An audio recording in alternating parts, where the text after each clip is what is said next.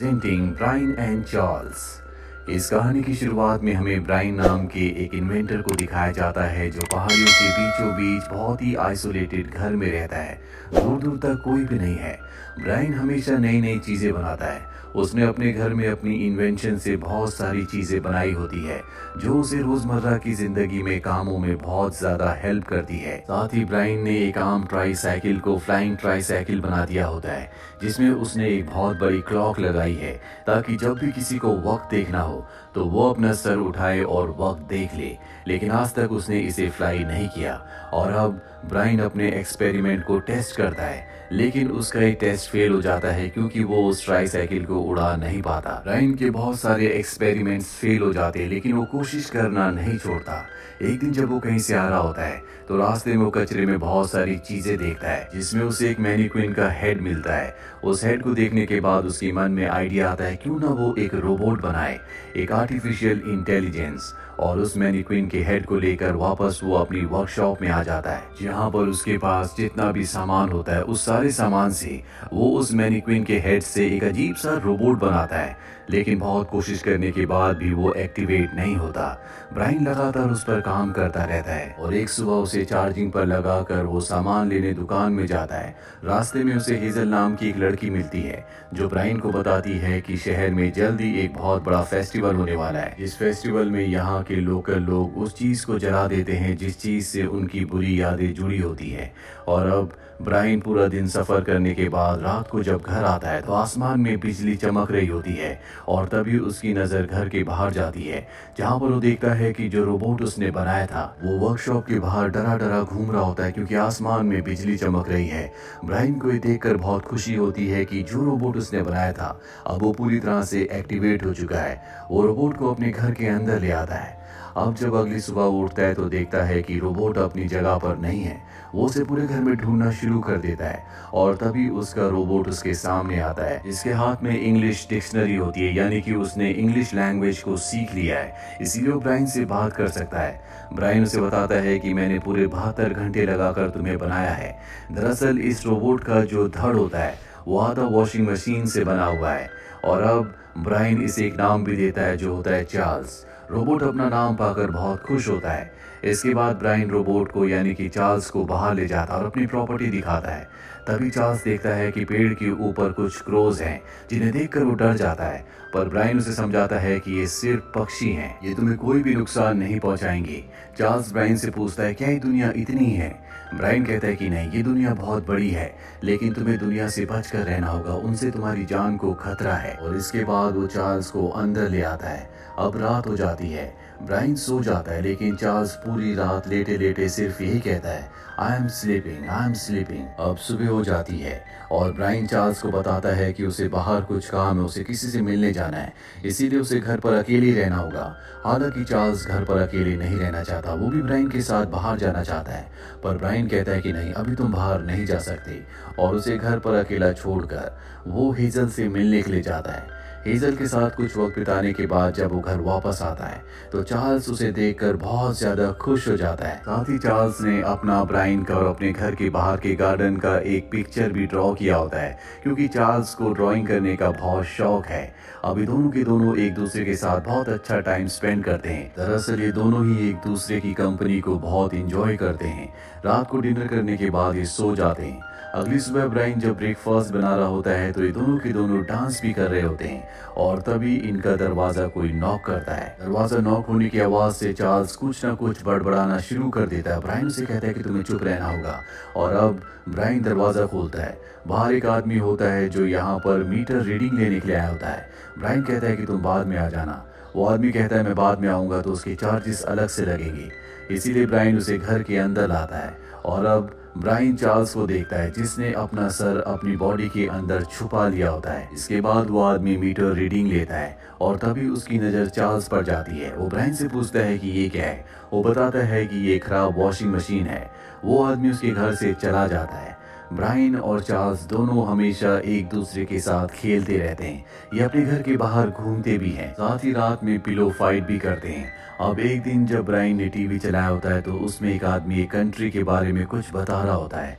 Country के scenes भी वो आदमी दिखाता है जो कि बहुत ही खूबसूरत होते हैं, और उन्हें देखने के बाद चार्ल्स कहता है कि मैं भी यहाँ पर जाना चाहता हूँ। ब्रायन चैनल चेंज कर देता है ताकि चार्ल्स का दिमाग ना घूमे। चार्ल्स को दुनिया देखने का बहुत शौक है, लेकिन ब्रायन नहीं चाहता कि वो बाहर जाए, क्योंकि अगर वो बाहर गया तो उसे रिसर्च के लिए लैब में ले जाया जाएगा और वो ब्रायन से अलग हो जाएगा। अगली सुबह ब्रायन एक स्टोर में जाता है जहाँ से वो कुछ सामान खरीद के वापस घर आता है, और जब वो घर आता है तो देखता है कि चार्ल्स घर में नहीं है। ये देखकर वो परेशान हो जाता है, पर जब वो घर के बैकयार्ड में जाता है तो वहाँ पर चार्ल्स होता है जिसने अजीब से कपड़े पहने होते हैं। चार्ल्स ब्रायन से कहता है कि मैं उस शहर में जाना चाहता हूँ जिस शहर को मैंने कल टीवी में देखा था। ब्रायन उसे समझाता और घर के अंदर वापस ले आता है। अब चार्ल्स ब्रायन से नाराज हो चुका है। हालांकि एक रोबोट है, लेकिन इसके अंदर फीलिंग्स इंसानों वाली हैं। उसे मनाने के लिए ब्रायन चार्ल्स से कहता है कि मैं तुम्हें टाउन ले जाऊंगा। ये सुनकर वो खुश हो जाता है, और अब चार्ल्स गाड़ी में आगे बैठना चाहता है। ब्रायन कहता है कि तुम्हें पीछे बैठना होगा, पर उसकी जिद के आगे ब्रायन हार जाता है और उसे गाड़ी में आगे बैठाकर टाउन की तरफ निकल पड़ता है जहाँ पर उसे काम भी होता है। चार्ल्स रास्ते में ब्रायन से कहता है कि मैं एयरपोर्ट और पूल भी देखना चाहता हूँ। ब्रायन कहता है कि ये सब यहाँ पर नहीं है, और अब ब्रायन को जिस जगह पर काम होता है वो उस जगह गाड़ी रोककर चार्ल्स को गाड़ी में छोड़कर अपने काम के लिए निकल पड़ता है। पर जब ब्रायन वापस आता है तो देखता है कि गाड़ी के पास हेजल है जो चार्ल्स से बातें कर रही है, यानी कि उसका सीक्रेट हेजल को पता चल चुका है। वो हेजल से कहता है कि तुम चार्ल्स के बारे में कभी किसी को मत बताना। हेजल उसकी बात मान जाती है, और अभी तीनों के तीनों एक बहुत बड़ी झील के किनारे आते हैं, जहाँ पर आने के बाद चार्ल्स को बहुत अच्छा लगता है। ब्रायन और हेजल एक दूसरे को पसंद करते हैं, इसीलिए दोनों वॉक कर रहे होते हैं, और तभी ब्रायन पीछे देखता है कि चार्ल्स पानी की ओर जा रहा है। वो चार्ल्स को ऐसा करने से मना करता है। वो कहता है कि अगर तुम पानी में गए तो तुम्हारे अंदर शॉर्ट सर्किट हो जाएगा। चार्ल्स उसकी बात मान जाता है, और अब ब्रायन जो कि हेजल को पसंद करता है वो उसे कहता है कि हम एक बार फिर से बाहर घूमने जा सकते हैं। हेजल उसे हाँ कह देती है, और अब जब ये तीनों के तीनों घर की तरफ आ रहे होते हैं तभी ब्रायन के जो नेबर है जिनका नाम एडी है, एडी और उसकी बेटियां ब्रायन के रोबोट को यानी कि चार्ल्स को देखने वाले होते हैं, लेकिन किसी तरह से ये उसे छुपा लेते हैं। ब्रायन के दिमाग में हमेशा एक ही डर होता है कि कहीं चार्ल्स के बारे में दूसरों को पता ना चल जाए। अगले दिन वो हेजल को कॉल करता और कहता है कि आज हमें घूमने के लिए जाना है। हेजल उसके घर पर आ जाती है, और जब ये बाहर जा रहे होते हैं तभी ब्रायन की और चार्ल्स की आपस में बहस हो जाती है, क्योंकि चार्ल्स पूरी दुनिया को देखना चाहता और ब्रायन ऐसा नहीं चाहता। और अब जब ये दोनों एक दूसरे से बहस कर रहे होते हैं तभी उसका नेबर जिसका नाम एडी है वो अपनी बेटियों के साथ यहाँ पर आ जाता है, और वो चार्ल्स को देख लेता है। वो चार्ल्स को देखकर बहुत इम्प्रेस होता है। सीधे ब्रायन से कहता है कि मैं तुम्हारी इस इन्वेंशन को, तुम्हारे रोबोट को खरीदना चाहता हूँ, पर ब्रायन साफ साफ मना कर देता है, जिससे एडी को गुस्सा आता है और वो ब्रायन को धक्का देकर गिरा देता है। इसके बाद वो गुस्सा होकर वहां से चला जाता है। अगले दिन ब्रायन हेजल से मिलने उसके घर जाता है, और जब वो वापस अपने घर आता है तो देखता है कि उसके घर का दरवाजा टूटा हुआ है। वो पूरे घर में चार्ल्स को ढूंढता है, लेकिन चार्ल्स घर में नहीं होता, इसीलिए वो परेशान हो जाता है। पर जब वो एडी के घर की तरफ झांकता है तो वो देखता है कि एडी की दोनों बेटियां चार्ल्स के साथ खेल रही है। ब्रायन एडी के घर के अंदर जाता है, जहां पर उसकी पत्नी से कहता है कि मुझे एडी से मिलना है। वो कहती है कि एडी घर पर नहीं है, लेकिन ब्रायन को पता है कि एडी घर पर ही है, इसीलिए एडी के पास चला जाता है और कहता है कि चार्ल्स को मुझे वापस लौटा दो। एडी कहता है चार्ल्स अपने आप ही यहाँ पर आया है। ब्रायन देखता है कि एडी चार्ल्स से बहुत भारी काम करवा रहा होता है। चार्ल्स की हालत बहुत ज़्यादा ख़राब होती है, और जब ब्रायन चार्ल्स के पास जाता है तो चार्ल्स कहता है कि मैं घर वापस आना चाहता हूँ। ब्रायन एडी की इजाज़त के बिना उसे नहीं ले जा सकता, क्योंकि एडी एक ताकतवर इंसान है जिससे ब्रायन डरता है। एडी की दोनों बेटियां भी यहाँ पर आ जाती है, जिनसे ब्रायन को पता चलता है कि अगली रात को जो फेस्टिवल होने वाला है जिसमें हर इंसान अपनी उस चीज़ को जला देता है जो उसे तकलीफ देती है, एडी उसके रोबोट को यानी कि चार्ल्स को भी जलाने वाला है। ये सुनकर ब्रायन परेशान हो जाता है। वो हेजल के साथ घर आता है। हेजल ब्रायन को को जब दुखी देखती है तो कहती है कि मुझे तुम पर गर्व है, तुमने चार्ल्स को बनाया, हमें हिम्मत नहीं हारनी चाहिए, हमें एडी का सामना करना चाहिए। और इसके बाद ये एक गन बनाते हैं जो कि एक कैबेज गन होती है ताकि ये एडी का सामना कर सके। अब अगली रात को ब्रायन और हेजल उस फेस्टिवल में जाते हैं जहाँ पर सब अपनी चीज़ों को जलाने वाले हैं। यहाँ पर एडी भी आता है जो चार्ल्स को अपने साथ लाया होता है और चार्ल्स को वो सभी सामान के साथ रख देता है। इसके बाद उस सामान में आग लगाई जाती है, लेकिन ब्रायन बड़ी बहादुरी से चुपके से चार्ल्स को वहाँ से निकाल कर अपनी गाड़ी में ले आता है। और जब वो अपनी गाड़ी से वहाँ से निकलने लगता है तो एडी उसे देख लेता है। एडी किसी भी कीमत पर चार्ल्स को खत्म करना चाहता है, उसे जलाना चाहता है क्योंकि वो ब्रायन से नफरत करता है। लेकिन ब्रायन उसे अब लेकर निकल चुका है। एडी भी अपनी गाड़ी से उसका पीछा करता है। वहीं गाड़ी में ब्रायन और चार्ल्स को दिखाया जाता है जो एक दूसरे से माफ़ी मांगते हैं क्योंकि ये कभी कभी एक दूसरे से आर्ग्यूमेंट्स करते थे।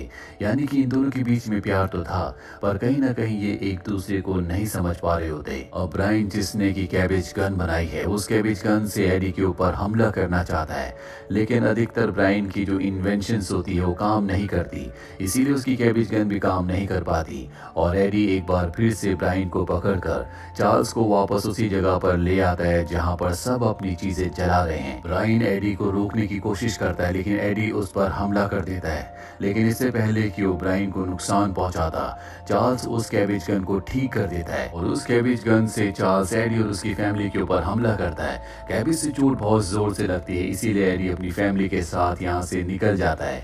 यहाँ पर जितने भी लोग होते हैं वो सब के सब ब्रायन के लिए बहुत खुश होते हैं, सब चार्ल्स को देख लेते हैं।